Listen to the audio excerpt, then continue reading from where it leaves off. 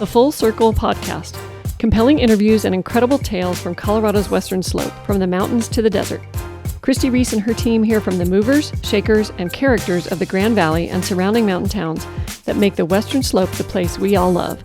You'll learn, you'll laugh, you'll love with The Full Circle. Hello, everybody. Welcome back to the Full Circle Podcast. I'm filling in this week for Christy Reece, and my name is Reece Stanley. And we are joined by our special guest, Shenna Hayden with Museums of Western Colorado. She is the executive director. Welcome, Shenna. Thank you for having me. Excited to be here. Absolutely. We're excited to hear more about, everything that's going on with the museums, your mission, and kind of your goals for this upcoming year, and how our community can help you guys. That's amazing. Yeah. So before we dive into what's going on right here in the Valley, we'd love to learn more about you and what brought you into the Grand Junction area and a little bit about your background. Absolutely. Well, I've been with the Museums of Western Colorado for a little over a year and a half now, and I've been in museums my entire career, which has been really exciting and has taken me on lots of fun adventures. Yeah. I'm originally from South Texas and ranch kid, grew up in the middle of nowhere on the back of a horse. So going into museum work was really exciting and led me to explore many things, and started my career at the Whitty Museum in San Antonio. I ended my time there as a director of public programs. Took a break. My husband is a singer and songwriter, so we went on tour with him. It was a lot of fun. We Nice. Traveled around about 60,000 miles in an RV on tour with him with our, at the time he was 4. It was very exciting. We had a blast. Yeah. But then really wanted to get back into the museum world. So we moved to Washington State, where I was an assistant director at the Hands-On Children's Museum in Olympia, Washington. And that's where we were when COVID happened. So learned a lot about pivoting, right. Yeah. how to rethink what you're already doing. But our museum did really well through COVID, which was a blessing. Many museums did not do as well. Okay. There were lots of children's museums who ended up closing their doors permanently, which was really sad and really hard to watch. Yeah, absolutely.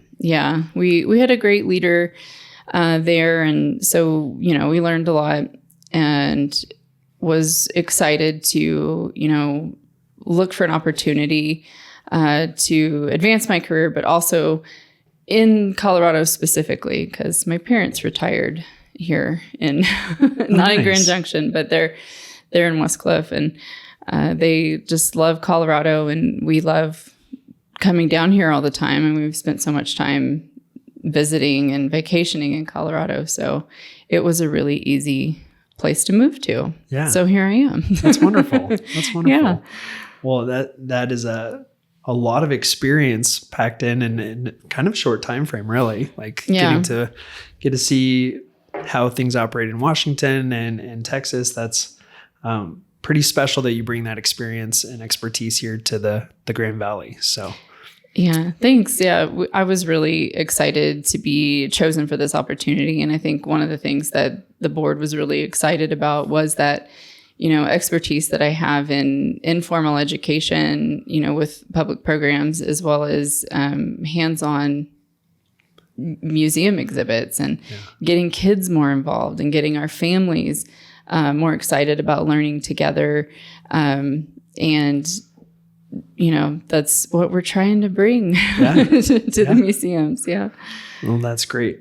And so when we talk about Museums of Western Colorado, it's made up of 3 different museums, correct? Yes, that's correct. Could you tell us a little bit about each of those? Yes, absolutely. So we are Museum of the West, which is located in downtown Grand Junction on 4th and Ute. And we have Dinosaur Journey, which is in Fruita, and Cross Orchards, which is in like the Fruitvale area. And all 3 are amazing places to be. They're very exciting, but have very specialized content, I guess. Yeah. So Museum of the West is really focused around our history in the Grand Valley and the Colorado Plateau. So we're looking at, history with the Ute and the Mountain Men and transportation and trains. And we're looking into mining. And we're really wanting to explore further the agricultural story, because that's a huge part of where we live. Like this is we have tons of agritourism here, which is really exciting and wonderful. But in the museum, we don't really go into too much depth about that. And that's something that we're looking forward to adding to our story. Yeah. Dinosaur Journey is obviously all dinosaurs. Right. And about that, Colorado deep time, like how far back do we go? And, what was it like here millions of years ago? What dinosaurs were found? We're really lucky in that we have our own dig program. So all summer long, people can come and go on dinosaur digs with us, dig up real dinosaur fossils. Wow. They go into the museum. They're studied. So you unfortunately don't get to take anything home, but sure. We do have a few trips where you can come with us and find stuff to take home. But those dinosaurs are used for research, and they get put into papers, and other universities and other paleontologists come out and study them. So we are a real working research laboratory out there, wow. Which is really fun as well. Yeah, that's amazing. So how far do you guys have to travel to go to these different dig sites? Oh, not far at all. Yeah. It's super close. Yeah, we go to Rabbit Valley. Okay. Which is it's not too far west of Fruita. Really easy to get to. It's not a crazy hike or anything. It's really accessible for most people. So yeah. We've went out there a couple times and did the little loop that you get to see the fossils and different things. Yeah. Is that fun? Yeah. Yeah. It's pretty cool. That's great. So, okay. And looking at Cross Orchards, tell us more about that facility. Yeah. So Cross Orchards is really special, and it's one of my favorite sites because we do explore that agriculture story in depth, because it is on the historical register. So it is a protected property. We have the orchard there. So it used to be a couple hundred acres of apple trees. If you can imagine that now, like driving down Patterson and it's just houses, everywhere. But that used to be an orchard. Okay. And the gentleman who ran that originally in the early 1900s was not from here. He was like, oh, we're going to make money in the apple business. And he was from like the Northeast. Yeah. And, they did great for a long time until Matt Darling, who's our curator out there, is going to hear this and get on to me, I'm sure. But I think it was the coddling moth that kind of ended up decimating a lot of the crops. And I'm sorry, Matt, if I got that wrong. But so a lot of they lost a lot of the original trees. And so when it was replanted, it was much smaller. So when you go out there now, and then, the orchard changed hands and shrunk. And right. Now we've got 14 acres. It's still an absolutely beautiful place, thanks to our volunteers. So just to go out there for a walk it's very restful. Like you can reconnect with nature. You're in the middle of town, but it's easy to let all of that melt away. Right. And enjoy the trees and the barn. The barn is gorgeous. It's huge. And it is the old packing shed. So it's where they would come out. All the apples would get loaded into the barn, and then the women would be packing these crates. And if you go out to Palisade, actually, and check out their the Palisade Historical Society has a small little museum. Okay. They have videos and some stuff that shows the women packing peaches. I mean, they did it the same way for the apples, so it goes either way. But the speed at which they pack these crates was so impressive. Like, just Just go had a 90 to system down. nothing. Yeah. And it's so amazing. And then you get to try it, see if you can pack as fast. And you can't. Right. No, nobody can. No. It's a learned skill. That is a skill that we do not currently have anymore. How but funny. It's a lot of fun to go out there. We've been doing a lot of programs out there over the summer. We have a farmer's market that's on Saturday mornings. It's very well attended. This was the greatest year we've had, and that's open to the public. Memory. Open to the public. No admission required. You can just go to the market. Yeah, okay. You can just come to the market for free. We try to encourage everyone to also buy admission and go in and check out the rest of the property. Just because, you're out there. It's a great opportunity to check it all out. Awesome. Yeah. Well, my son just did his field trip to Cross Orchards last week. And gosh. I don't know what kind of moth, but he did tell me that a moth killed all the trees. So he was very impressed by the moth. He was very, a moth. How does a moth do that? It starts off as the little green worm. Right. And then yeah, exactly. I love that. Yeah. He had a great time. He is very educational. He liked all the different things you could explore, and it was great. The kids enjoyed it. Did he get to see the washing, like how to wash clothes and stuff? Yeah. That's always it's funny to me. Funny, not funny. How fascinated some of the kids get with the washing of the clothes. Right. And they'll want to stay at that station and be like, no, I want to wash clothes. I want to wash the clothes. We might have to rethink how we do things at home. I know. Get some extra help. Get some washboards and a bucket, Yeah, exactly. Entertainment for hours. Exactly. Well, that's wonderful. I'm curious, with each of the locations, what are some of the challenges that you guys are facing right now? What are some of the goals that you guys have set for each of the different facilities, and kind of what does 2026 look like for you guys? That's a great, very big question. Lots of multi-layered. So well, our biggest challenge that we're facing and currently working with, the city officials to figure out how we can solve some of these challenges is, we have 3 sites. We're spread out. It's difficult for staffing. It's difficult on our budget. We have the budget of 1 museum and we're really running 3, right.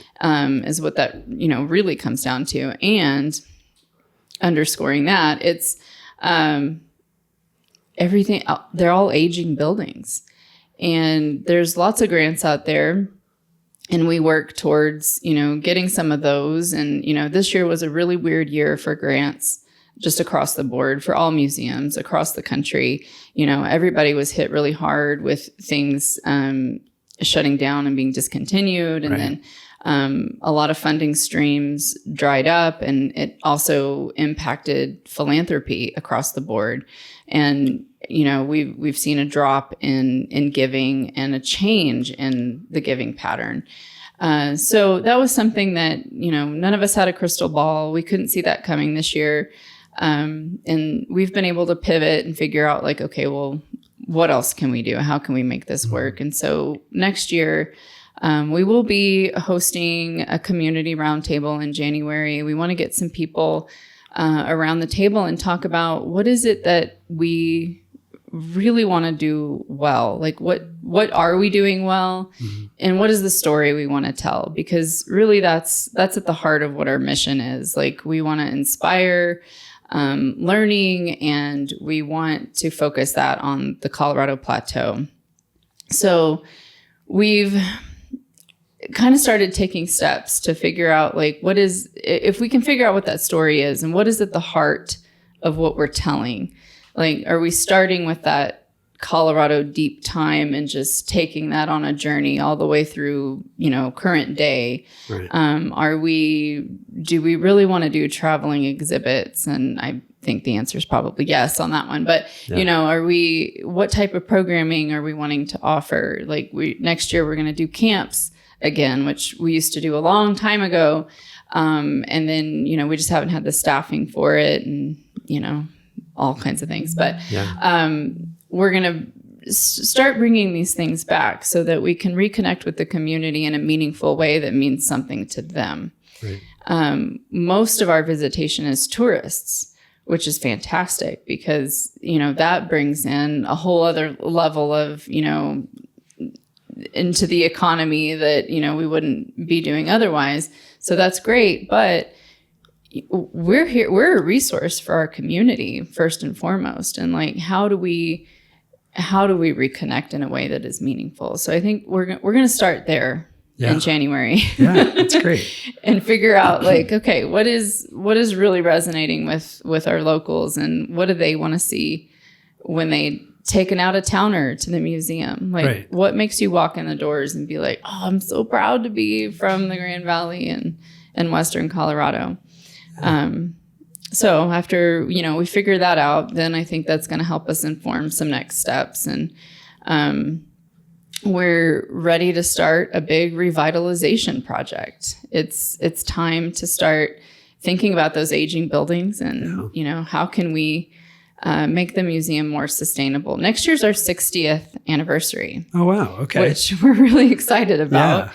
Yeah. So it's a great time to be thinking about the next 60 years. Like, how do we ensure that we're still here in the next 60 years for those kids? Absolutely. Yeah. So with it being your 60th year, are all locations year 60, or did it start at a certain location and grow from there? It started at a certain location and grew. So originally it was, we had a couple of different names, and it goes back even further than 60 years. So in the 1940s, the group that wanted to start a museum originally bought some adobe bricks, and they were like, we're going to build a museum with these bricks. And so they got started, and it didn't come together completely, and the building ended up being a church. Oh, wow. Which this is a fun tidbit that hopefully someone will find really fun. But the preacher of that church had a son whose name was Steve Scroggins, and he is on our board. Oh, really? Which is really like such a cool tie-in, I think, for us. So he is. We laugh and joke, and we're like, oh, "You're so old. You've like been here since the very beginning. Right. you've been a part of the museum since the start." But he's just the sweetest, and we enjoy having his input on there. But so we started with those adobe bricks, and then things kind of broke up for a while, and then it came back together.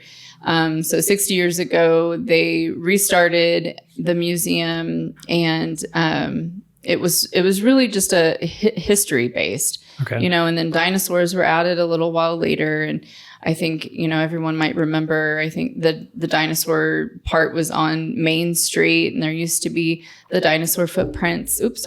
Down the, used to be dinosaur footprints down the sidewalk that took you there. And then later on, they were fortunate enough to get the building out in Fruta, which used to be Dynamation, which was a company that made animatronic dinosaurs. Yeah. So that company kind of went out of business, and the museum kind of absorbed it.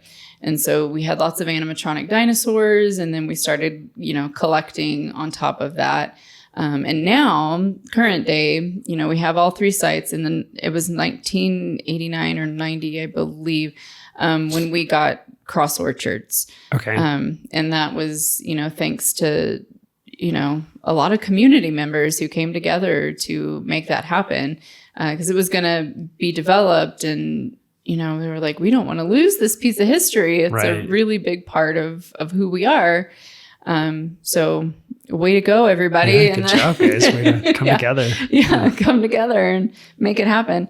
And we still have a volunteer with us out at Cross Orchards, and she was there from the very beginning, and she's in her late 80s, and she's incredible. Just amazing. And she'll come out every time we do an event, and she bakes cookies in the old bunkhouse. And anyway, so current date, we also we are a repository for stuff that comes off of BLM land. So we work with the federal government, and so anytime anyone's doing an excavation, all of that stuff has to come to us, whether it's archaeology or paleontology.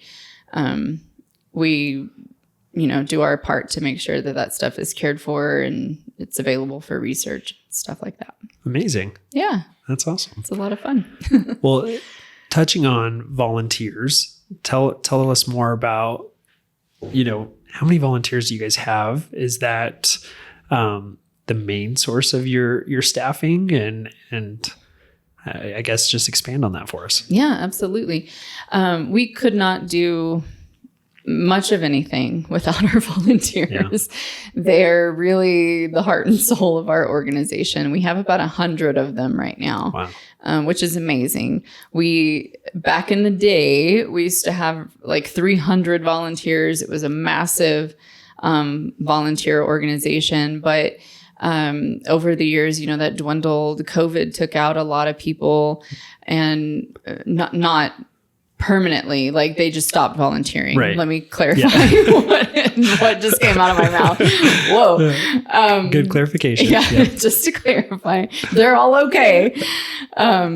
No, so when I came on board, it had dwindled down to about, between 40 and 50 people. Oh, wow. And so it was a very small group. And that was one of the things that I wanted to make sure we were able to focus on. And so I hired a volunteer coordinator her name is Janae Moon.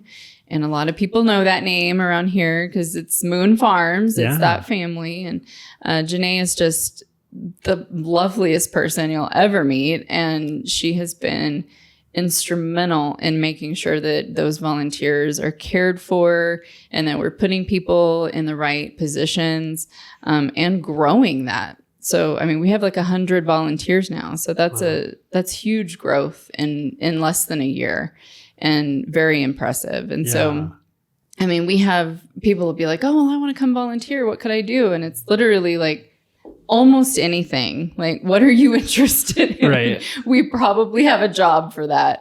It's like I've been joking. I don't know if you've seen the Home Goods commercials or whatever, where they're like, oh, do you have a disco unicorn on a globe? It's like, yeah, we have that here. Yeah, we have that here. Anything you want. Anything you want. What do you want to do? Right. Everyone loves dinosaurs, and that's always a fun place to volunteer. But, out at Cross Orchards, that's our biggest need right now. So if, anybody wants to drive a train for funsies, come out and volunteer with us. Yeah, it sounds like there's harder stuff to do. Driving a train would be pretty fun. Driving the train is really fun. You can also garden. We have, all kinds of things, lots of manual labor, but, driving that train would be a lot of fun. Yeah. We also have an early 1920s fire truck that we give rides on. So you can learn how to drive that. Yeah. That'd be awesome. And take people on rides. It's a lot of fun. So, and then at Museum of the West, that's where our library and archive exists. And so we try to get people who are interested in things like research, and maybe they want to help digitize our collection. That is an ongoing process that will take, 20 more years. Right. we have so many things in our collection. So just digitizing just photographs, which is the easiest thing to do, takes an enormous amount of time, not to mention like actual small artifacts or large artifacts. It's, you have to take pictures and then upload them and do a description. It's a lot of work and it's tedious, but there's a lot of people out there who love to help do stuff like that. Oh, absolutely. All the scrapbookers and yeah. Genealogy. If you love genealogy, boy, do we have a deal for you. Right.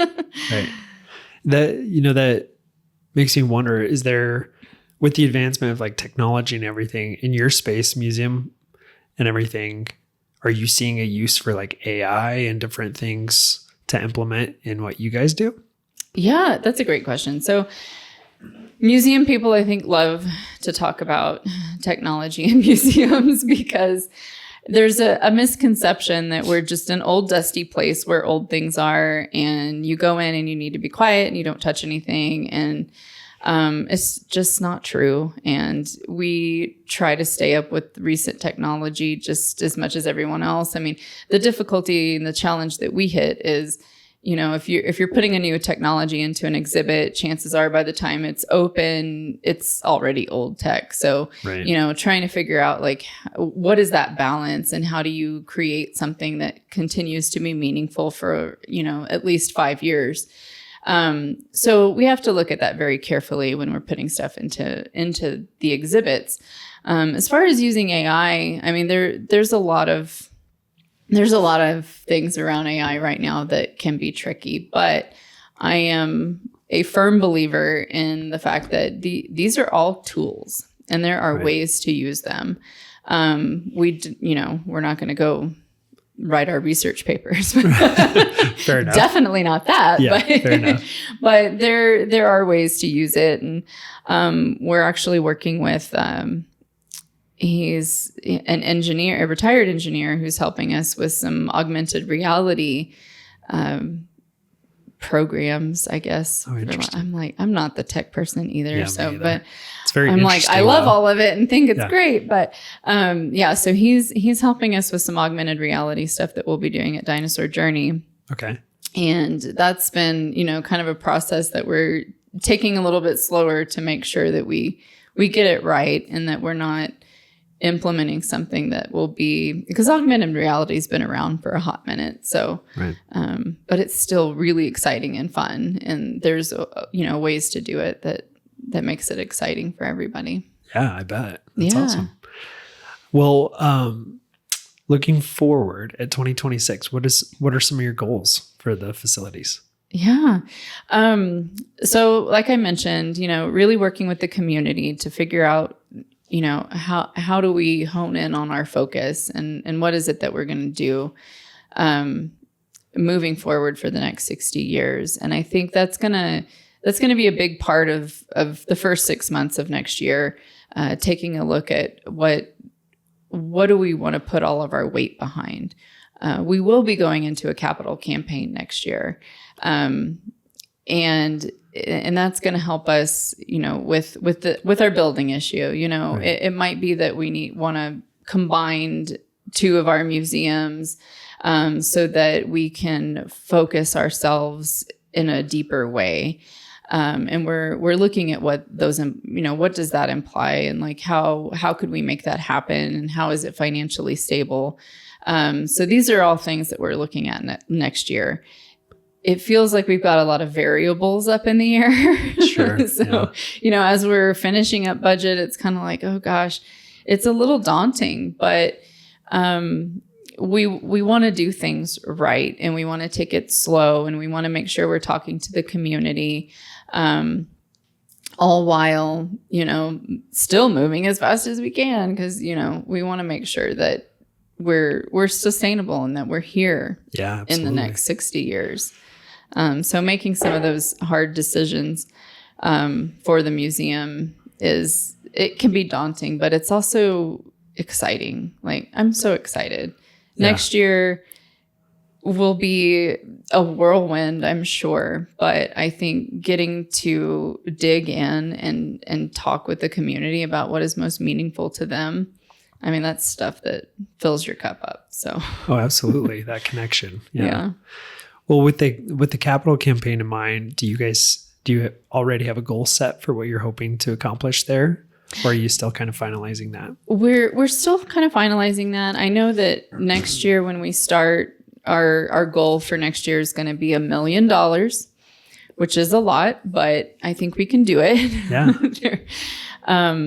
We plan to, and here I am talking publicly. I mean, next year is going to be more of a silent year. And I think in 2027, we're really going to, hit it big with capital campaign. Okay. And the 2027 goal will be much larger, but next year we're hoping to raise $1 million just to kind of kick it off of, where we're heading. And, when we have those plans set, well, I'll come back and tell you what those are. Yeah, that sounds great.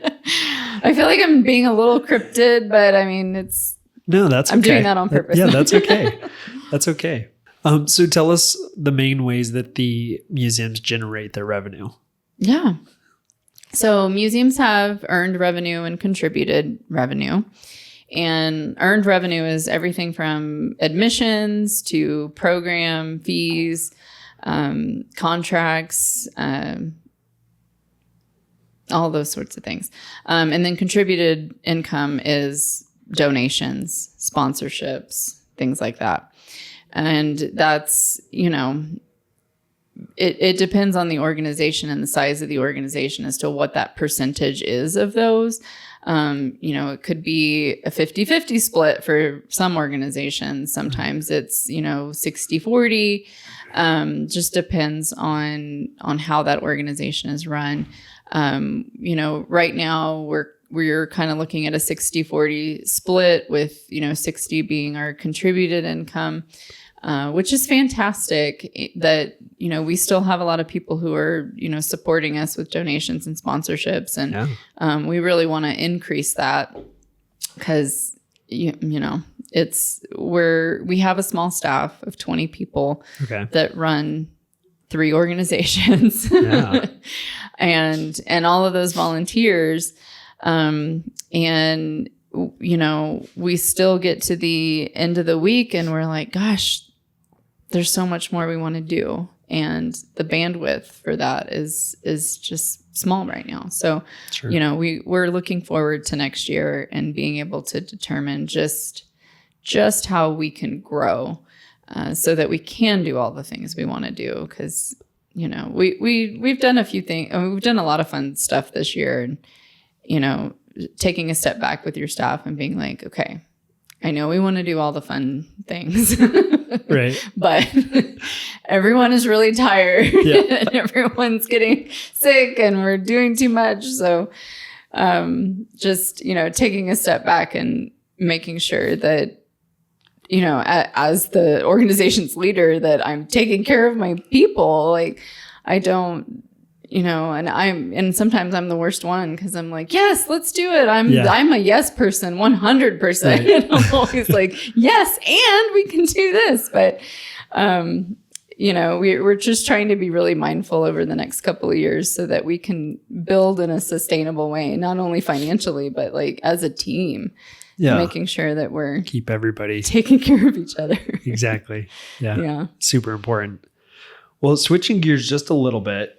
I would like to talk more about the different programs that you guys have at the museums. Yeah. I know on your website you have several things at Dinosaur Journey as well as Museum of the West. So tell us a little bit more about those and how the community can get involved in those programs. Yeah, absolutely. Well, I'm going to start with our K through 12 education programs because that is the easiest way to get involved besides just volunteering. So when I came on board, we had self-guided and guided field trips, which is great and it's fantastic, and every museum has that.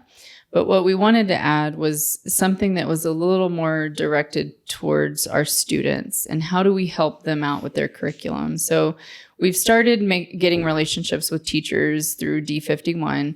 And Janae is a retired teacher as well, so she's got great connections. And we've been working really hard on building up those programs for K through 12. So we started with the 4th grader program, which 4th grade is when you learn about Colorado history. Mm-hmm. And so it's called the Colorado Lifeways program. And that was the first one we did. And it's the kiddos get to come in, they do a tour, and then they also get to come down into the basement and they put on the white gloves.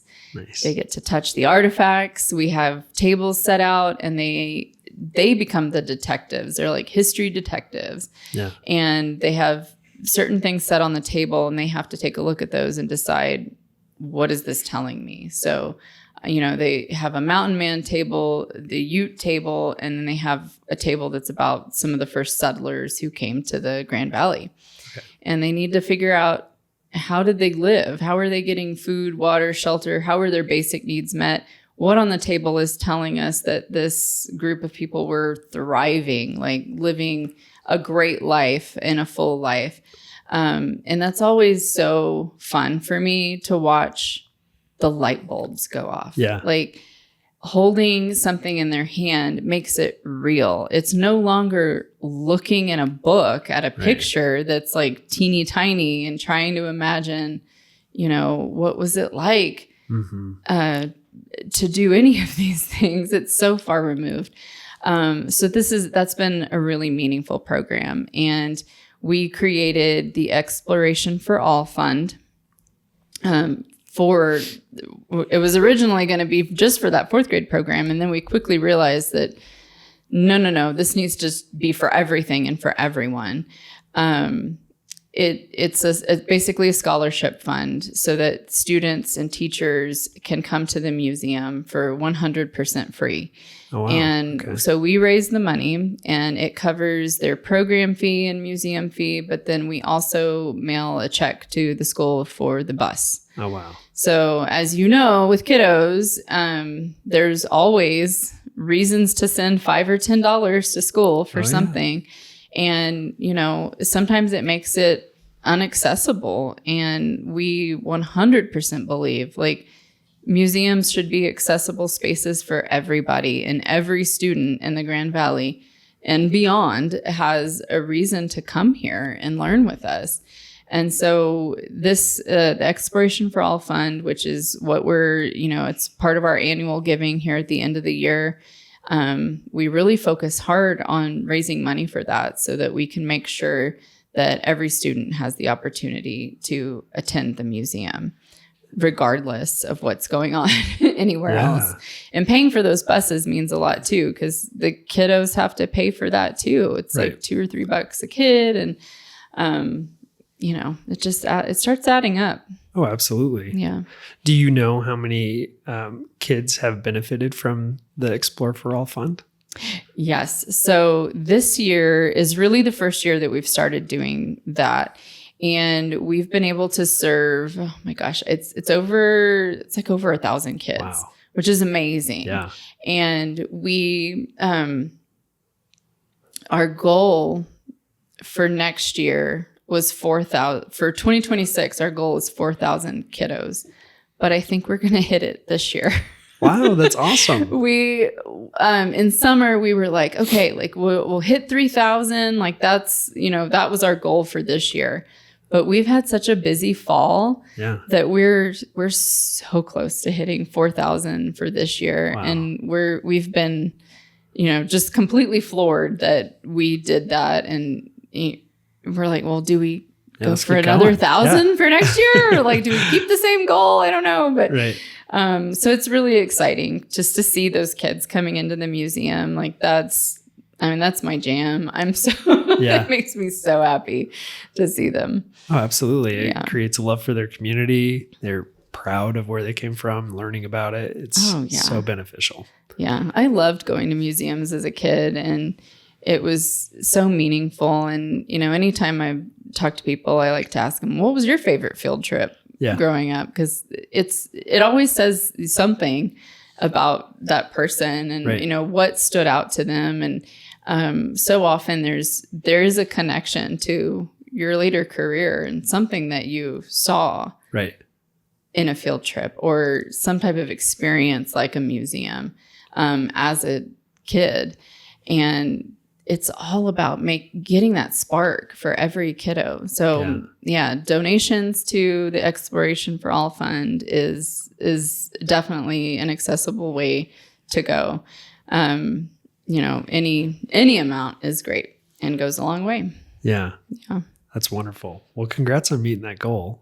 Yeah, thanks. And I think you should raise it next year. That's a great idea. Yeah, we will. Let's say that's awesome. 5,000. There you go. I love it. It's going to scare our team. They're like, oh my God, all the kids. So many kids. That's incredible. We do trips and tours. So you can come and go on a tour with us and check it out and spend some time with the curators. Sometimes it's me and a volunteer, and we'll do fun tours just around the local area because that's where our expertise is. So that's what we're trying to focus on. And then other programs like Dino Day during the summer, which is a really fun family day. Come out to Dinosaur Journey. You get to do lots of fun hands-on activities. Right now, we're getting ready to do Christmas at Cross Orchards. That'll be on December 13th. So that's going to be another family day style activity. Bring your family out. We'll have lots of hands-on activities and hot cocoa. You'll get to meet Santa, Nice. Ride the train. And then, November 30th, which is, it's Museum Store Sunday. Okay. And that's something that happens across the country at all museums. We all try to celebrate. So it's like right after there's Thanksgiving and they have Black Friday and Small Business Saturday and then Museum Store Sunday. So we participate both Saturday and Sunday. But Sunday we'll have Santa out at Dinosaur Journey and Pickin' Peggy Malone, who is a local hero and star. Yeah. She'll be coming out and doing some sing-alongs with the kiddos while they get to see Santa. Amongst the dinosaurs, which is so fun. Yeah. Yeah. So I know Santa's very excited to come see us. Always. Yeah. So just fun stuff like that. I mean, check out the website and follow us on social media. We're always trying to keep up to date, or sometimes we'll share what other people are doing too, if it's, part of our mission or close to our hearts as well. Awesome. Yeah. Awesome. Well, you mentioned K through 12 involvement. Do you guys have any sort of relationship with the university that you guys do anything? Yes. With their programs? We do work closely with CMU on lots of things. We have tons of interns that actually come from CMU, which is really exciting. And we've been working on strengthening that relationship. We just recently met and started working with one of the new education professors there, and we're building that relationship and what that could look like in the future. We actually just did a little mini exhibit in the education department at CMU to honor their 100th anniversary. Yeah. So that was really exciting. Our director of paleontology teaches at CMU. Okay. We've been exploring how to expand those offerings, and maybe there's more ways to get some of our staff involved in teaching. It's a never ending list of ways we want to partner with CMU, and they're such good stewards, and they are always like, yeah, let's figure it out. Yeah, let's go. Which is great. Awesome. Well, I want to make sure to honor your time. I really appreciate you coming and speaking with us and telling us all about the museums and how to get involved. So if somebody does want to volunteer or donate, how can they reach out and do that? Yeah, I definitely start with the website, museumsofwesternco.org or mowc.co will get you there. And there's a link to volunteer. So just click on that, and there's a short little form, and that'll get you in touch with Janae, and then we find the right place for you to donate. There's a link on our website right now for donations. We're also a part of Grand Valley Gives and Colorado Gives and Giving Tuesdays. So there's going to be a lot of opportunities coming up on social media to give. Coming in just to a museum, you can give any one of the locations. And if something that I've said sounds exciting to anybody, and you want to hear more, or you want to do a behind the scenes tour, I am more than happy to do that and have those conversations with people. One of my favorite things to do is to do behind the scenes tours at Museum of the West, because I get to show off some of my favorite things. And it's really fun. And it really gives you a different view of the museums, because, we've got 5% of everything on display. There's so much more to see. Yes. Wow. Okay. There's a lot back there. Yeah, no kidding. And people are like, oh, I had no idea. And so that, I guess, makes me wonder, how do you decide what you do display, and how often do you guys swap out exhibits and everything? Yeah, that's a great question. So in most museums, you're going to be switching out permanent exhibits less often, like every 5 years, but you still want to rotate things because it's protecting the actual collection.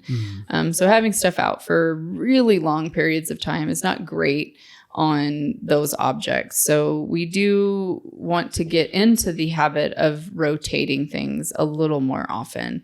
And right now it's been really slow going because what we don't want to do is just start doing stuff willy-nilly just to change it. Right. We want to be mindful in what we're doing. So those, meetings next year with the community to talk about what is the story we're trying to tell and what do we really want to do is really important, and it's going to inform, what gets to come out next. But next year with our 60th anniversary, we're going to do an exhibit that will have all kinds of fun stuff that hasn't been out for people to see in a long time. Oh, cool. So, yeah. Cool. And will that be at all locations or? It will just be at Museum of the West. Okay. We have the Grand Junction Lions Club traveling exhibit gallery, which we're very proud to have. It's about 2,000 square feet. And so that will be full of our 60th anniversary exhibit. Awesome. Yeah. Well, thank you so much, Shenna. Thank you. Is there anything else that you want to touch on before we go? I think we did a good job. All right. We got it. Awesome. Well, thank you for joining us. Thank you for having me. All right. Thanks for listening. This is Christy Reece signing out from the Full Circle Podcast.